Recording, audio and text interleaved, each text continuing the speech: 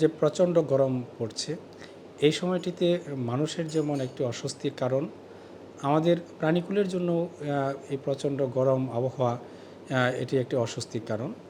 আমরা শুরু থেকেই যেটি চেষ্টা করি যে প্রাণীকে কতটুকু গরম সহনশীল করা যায়, সেই জন্য আমরা আগে থেকেই প্রাণীকে ভিটামিন, মিনারেলস সাপ্লাই দিয়ে তার রোগ প্রতিরোধ ক্ষমতা, তার স্ট্রেংথ স্বাভাবিক রাখার চেষ্টা করি।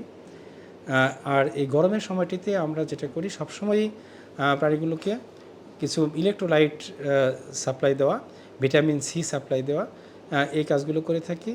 এরপরে তার খাদ্যাভ্যাসের মধ্যেও কিছুটা পরিবর্তন আমরা নিয়ে আসি।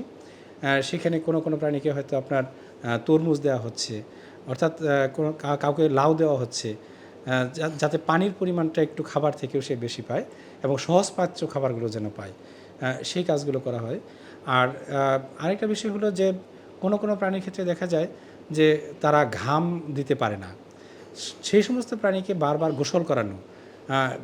আমরা যেমন হাতিকে দিনে 3 বার 4 বার এবং কোনো সময় 5 বার পর্যন্ত গোসল করাচ্ছি। গন্ডারকে তার যে কাদাতে সোয়ালোয়িং করার একটা সিস্টেম আছে, সে ওখানে আপনার শরীরে কাদা নিতে চায়, এইটা আমরা তাকে সে সুযোগ দিচ্ছি। তার ঘরের ভিতরে আলাদাভাবে বিশ্রাম নেওয়ার একটা সুযোগ করে দেওয়া, সেটি আছে।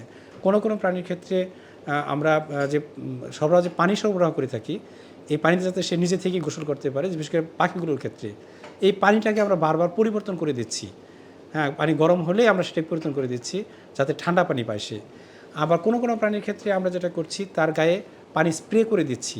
কোনো প্রাণীর ক্ষেত্রে তার ঘরের ভিতরে আপনার পানি স্প্রে করছি। কোথাও আপনার তার ঘরে যে চাল বা ছাদটা রয়েছে, সেখানে আপনার ভিজা বস্তা এইসব দিয়ে দিচ্ছি। কোনো জায়গায় আপনার মেঝেতে আপনার ভিজা বস্তা দিয়ে দিচ্ছি, যাতে ঘরটা একটু ঠান্ডা থাকে।